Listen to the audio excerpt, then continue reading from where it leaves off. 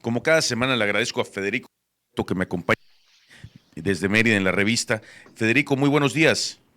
Muy buenos días, me da mucho gusto saludarte y por tu conducto saludo al auditorio que nos atiende. Federico, ¿cómo ves el tema que todavía está en boga, el INE? Eh, ¿Qué es? ¿Estás censurando al presidente? ¿Estás reconviniendo o está haciendo que se cumpla la ley? Mira, déjame decirte que hay dos temas se están ensimismados, están empalmados y no se alcanzan a entender. Una cuestión es la conducta de una autoridad en medio de un proceso electoral que ahí le atañe al INE y lo que dice el INE, de acuerdo a lo que determina la ley y la Constitución, es que ninguna autoridad puede hacer publicidad, propaganda, etcétera, en medio del proceso electoral.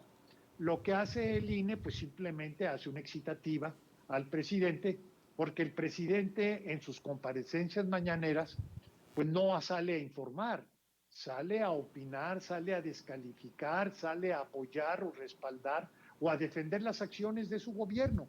Pero eso no lo permite la ley. Pues, quizás sea injusto, absurdo, pero la ley es muy clara al respecto y también la Constitución. Entonces, esa es la parte, digamos, electoral, la dimensión electoral. Pero hay otra que es mucho más relevante, mucho más importante, y es cuáles son los términos, cuáles son los límites de la libertad de expresión que tienen los funcionarios, en este caso el presidente de la República. Y me atrevo a decirlo, y me atrevo a decirlo no como una opinión, sino como un criterio de la Corte.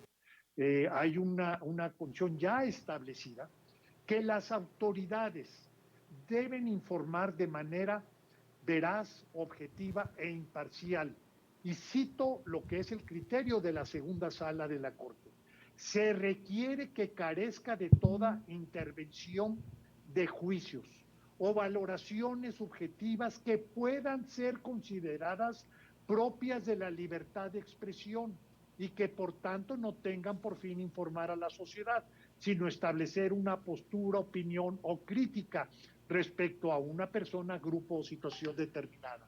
En otras palabras, lo que está determinando la ley es que las autoridades no tienen libertad de expresión, tienen la obligación de informar bajo los criterios que ya señalé y que los expone la segunda sala de la Corte. Y este es un tema muy importante porque con o sin elecciones el presidente está violando la ley. El presidente no puede salir a emitir opiniones. La ley no le da autorización, tampoco a descalificar, a acusar, a hacer señalamientos. Su obligación es informar con veracidad, imparcialidad y con objetividad, tal como lo ha señalado la Corte.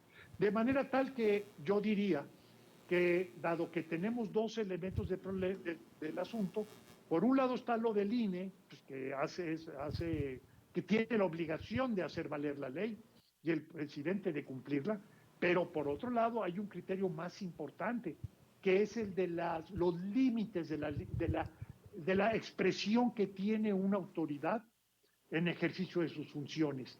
Y eso pues, ya lo ha determinado la Corte y ojalá y tuviéramos una controversia de carácter judicial para que de una vez por todas pudiéramos ponerle más que límite, un cauce a lo que son estas expresiones del presidente en sus comparecencias matutinas. Federico, esto sería, creo que lo más claro es que lo que dijiste, que las autoridades no tienen libertad de expresión, nada más que informar. Y Así es, efectivamente. creo que por allá, Sí, Andrés Manuel como persona, ¿verdad? Tiene libertad de expresión como persona, no como presidente. uh-huh. Y lo que vemos en las mañaneras, pues es un presidente, no vemos a una persona. La persona, pues sería, por ejemplo, si Andrés Manuel López Obrador va a Yucatán y ahí una autoridad le impone cierta, digamos, un gravamen a sus derechos, y él como ciudadano, como gobernado, puede decir y hacer un reclamo público a esa autoridad cuando está en condición de gobernado, pero no cuando está en condición de autoridad, que es lo que sucede en todas las mañaneras. Claro, así es. Pues te agradezco mucho, Federico. Realmente, como siempre, como cada semana, eres veraz y además el análisis que haces es extraordinario. Muchísimas gracias. Muchísimas gracias, Rodrigo, y nuevamente por tu conducto saludo al auditorio que nos atiende. Él es Federico Berrueto, aquí en la Revista Peninsular. Muchísimas gracias. Nos vamos a un corte.